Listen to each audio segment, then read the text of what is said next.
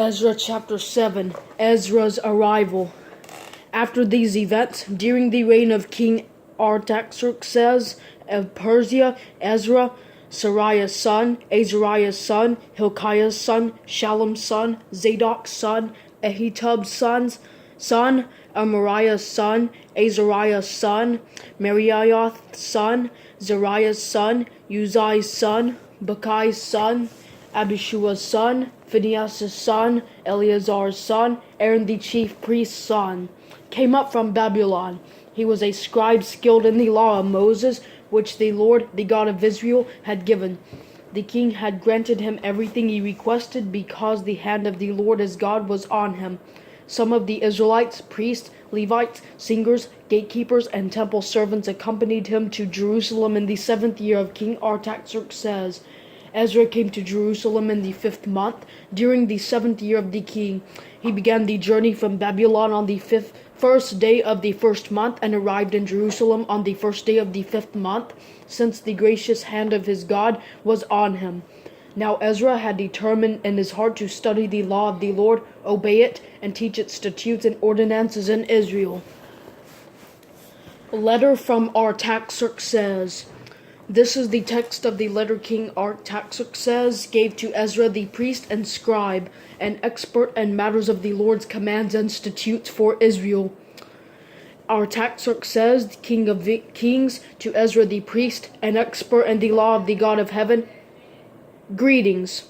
I issue a decree that any of the Israelites in my kingdom, including their priests and Levites, who want to go to Jerusalem, may go with you. You are sent by the king and his 7 counselors to evaluate Judah and Jerusalem according to the law of your God, which is in your possession.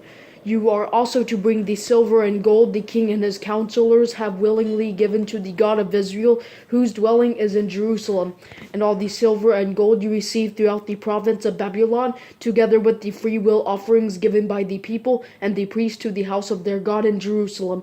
Then you are to buy with this money as many bulls, rams, and lambs as needed, along with their grain and drink offerings, and offer them on the altar of the house of your God in Jerusalem. You may do whatever seems best to you and your brothers with the rest of the silver and gold, according to the will of your God. You must deliver to the God of Jerusalem all the articles given to you for the service of the house of your God. You may use the royal treasury to pay for anything else needed for the house of your God.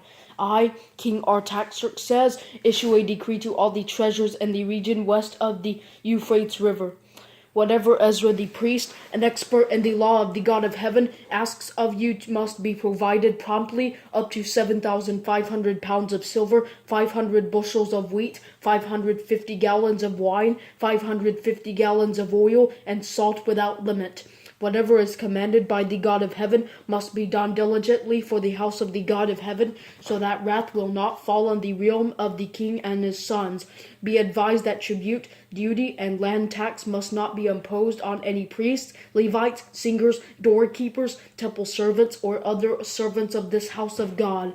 And you, Ezra, according to God's wisdom that you possess, appoint magistrates and judges to judge all the people in the region west of the Euphrates who know the laws of your God, and to teach anyone who does not know them.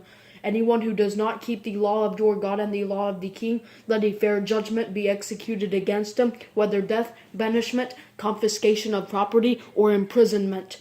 Praise the Lord, the God of our fathers, who has put it into the king's mind to glorify the house of the Lord in Jerusalem, and who has shown favor to me before the king, his counselors, and all his powerful officers. So I took courage because I was strengthened by the Lord my God, and I gathered Israelite leaders to return with me.